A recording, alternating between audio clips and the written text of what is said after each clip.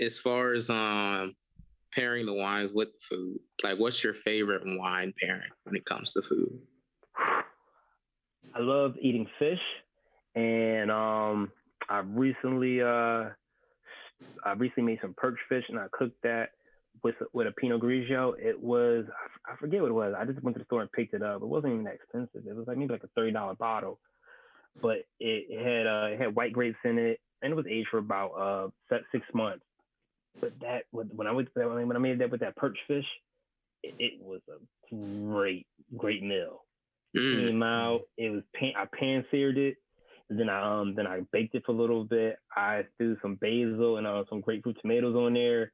I made Ooh. some rice to the side, and it came out very well. I was kind of bored that day because a lot of times I'm just like, what am I going to make? I'm bored, and if it goes wrong in the kitchen, it just goes wrong. I'm just like, whatever.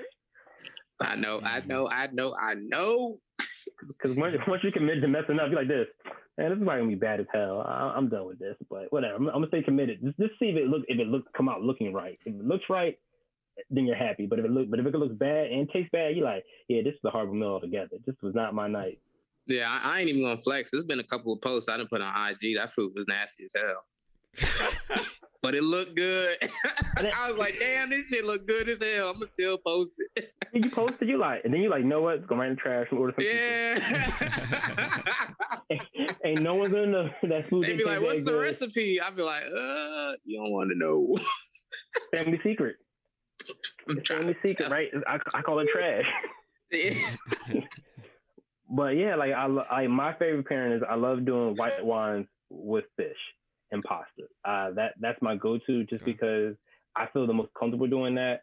I don't eat enough. I don't eat a lot of red meat, so I really don't dabble in it. But on Easter, I'm going to make a lamb, and I'm going to figure out what the type of wine to mix it with. I think I'm make a white cream sauce. And lamb, okay. With some lamb, and then I'm going to probably pan sear the shrimp with some white wine, but then the cream sauce is going to be in a red wine base. So we're going to see how this goes because I never made lamb before. I mean, it's not too. It's kind of like making steak almost. You know what I mean? Like you don't want to like overcook it. Yeah, you don't want to overcook it, but high heat, boom, boom, boom. But what I learned too now, I was reading the other day, is like with the usually what most people would do like with steak and lamb is that you'll sear it and then put it in the oven, right? Mm-hmm. Or sous vide, or whatever you got. But for real, it's better to do that first and then do the high heat, and it'll be more perfect on the inside. So that's one tip. About broiling it. So what I would do is oven, and then if you're gonna broil it, do broiling last. You know what I'm saying? It'll be pretty fire though. It'll be fire. Because honestly, I don't really care about the lamb at all. I'm more worried about my sauce. Yeah, that's what it comes down to. Yeah, definitely gotta sauce it up. How's my sauce gonna come out, and is it gonna plate correctly? Because like I said, I'm making a white sauce with a red wine base. I'm just like, we gonna see, because I'm just kind of thinking up in my head because I was watching Top Chef, and the guy made red wine with a yogurt based sauce. I was like, he got the equipment for that. I was like, I don't got the equipment nor had the time. I was like, man, you could do that.